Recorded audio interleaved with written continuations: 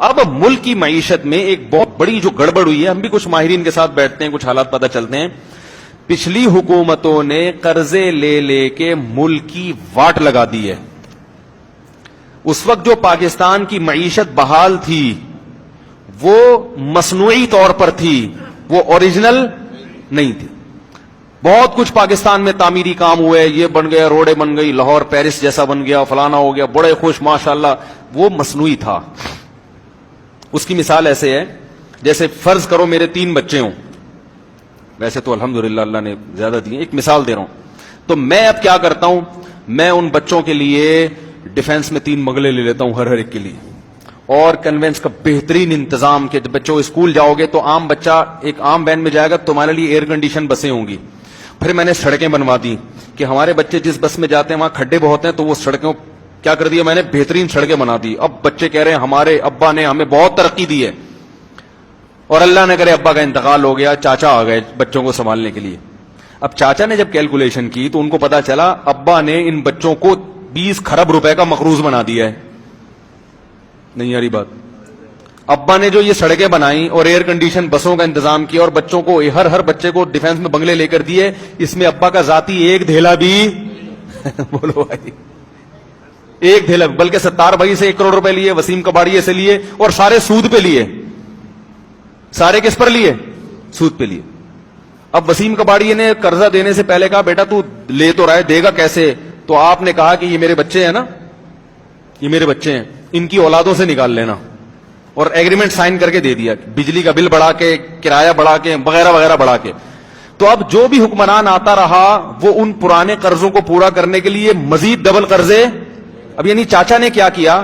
چاچا نے یہ کیا، ابا نے 1 ارب روپے کا مقروض بنایا ہے، اب بچوں کو اسی لائف اسٹائل کی عادت پڑ گئی ہے، تو اس نے 2 ارب اور لے لیے تاکہ بچے چاچا کو گالیاں نہ دیں، کیونکہ بچے تھے ناسمجھ، جیسے ہماری قوم ہے. بچے کیا تھے؟ ناسمجھ. وہ یہ نہیں دیکھ رہے تھے کہ ابا نے لیے کہاں سے، یہ کیسے بنایا، یہ سڑکیں وڑکیں اتنا خوبصورت یہ نظام کیسے بنایا. تو اب چاچا نے کہا کہ یار جیسے ابا دنیا سے چلے گئے تو ہم بھی دنیا سے ایک دن چلے جائیں گے، تو کیوں گالیاں کھا کے جائیں. انہوں نے 1 ارب قرضہ لیا، ہم کتنا لیں گے؟ 2 ارب لیں گے. تو بچوں نے کہا یار یہ چاچا تو ہمارے ابا سے بھی خوش، اور چاچا اس چکر میں تھے کہ میں نے کون سا اس دنیا میں ہمیشہ رہنا ہے. اب کوئی سمجھدار آدمی آئے گا جب اس کے بعد، وہ کہے گا بیٹا ہم بھی چلے تو جائیں گے لیکن چوڑے میں کون آئے گا، یہ ایک حد تک چلے گا سسٹم، اس کے بعد تمہیں اٹھا کے گروی رکھوانا پڑے گا قرضہ لینے کے لیے. سمجھ رہے ہو؟ اس نے بریک لگا دی تو سارا نزلہ ان بچوں کا کس پہ گرے گا؟ اس تیسرے پہ گرے گا.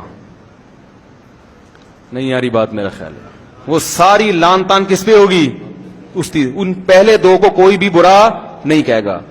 ہاں اگر ان میں کوئی سمجھدار بچہ ہوا تو وہ کہے گا یار چلو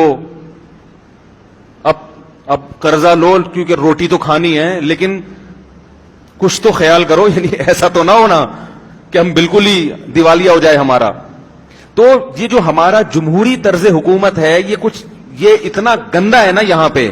اس میں ایک وزیر اعظم کو پتا ہوتا ہے میں 5 سال کے بعد چلا جاؤں گا، وہ کہتا ہے بھاڑ میں جائے یہ قوم، میں ایسا کر کے جاؤں کہ لوگ کہیں فلاں کے دور حکومت میں یہ بلڈنگ بنی ہے، فلاں کے دور حکومت میں یہ سڑک بنی ہے، فلاں کے دور حکومت میں تو کرنسی اتنی مضبوط تھی. اس کو ان سے کوئی غرض نہ ہو کہ فلاں نے اپنے دور میں جو پالیسیاں بنائی ہیں کیا فلاں کے جانے کے بعد بھی وہ کامیاب ہوں گی، ان سے پبلک کو کوئی غرض نہیں ہوتی. تو جب عوام بے وقوف ہوتی ہے تو پھر اس کا یہ مقدر ہوتا ہے کہ وہ پٹے، اور پٹ رہی ہے الحمدللہ. سمجھ رہے ہو؟ تو اب یہی ہو رہا ہے اور مزید پٹو گے. بلکہ اس طرز حکومت میں یہ ہوتا ہے کہ کام ایک کرتا ہے، وہ بیچارہ اپنے 5 سال میں وہ پروجیکٹ مکمل نہیں کر سکا تھا تو اگلا آ کے صرف آخری اینٹ رکھتا ہے اور ساری وہ اپنے کھاتے میں ڈال دیتا ہے بس حالانکہ اس نے کبھی ملک کے لیے خدمت نہیں کی ہوتی. پرانے والے نے خدمت کی ہوتی ہے، اس کا ٹائم چونکہ پورا ہو چکا ہوتا ہے، اس کے دور کے پروجیکٹ ہوتے ہیں، اگلا آ کے جو اس نے بجٹ پاس کیا تھا اس میں سے 90% کھا کے صرف 10% لگا کے تکمیل کر لیتا ہے. تو قوم کس کو مبارکباد دیتی ہے؟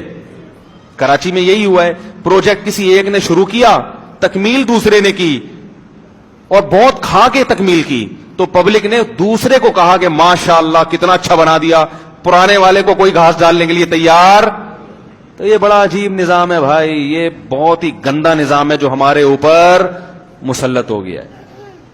اس میں کوئی پتہ ہی نہیں ہے کون کس کا ذمہ دار ہے, تو بس اللہ سے دعا ہی مانگا کرو, اور اس کا کوئی حل نہیں, اور کوئی حل نہیں. ہاں جب اللہ آپ کو صدر بنا دے تو پھر کچھ مشورے لینا ہم سے, ٹھیک ہے؟ تو میں خود نہیں دوں گا, کسی ماہرین کو بلاؤں گا جو کچھ ان سے آپ کو انشاءاللہ مشورے لے کے دوں گا.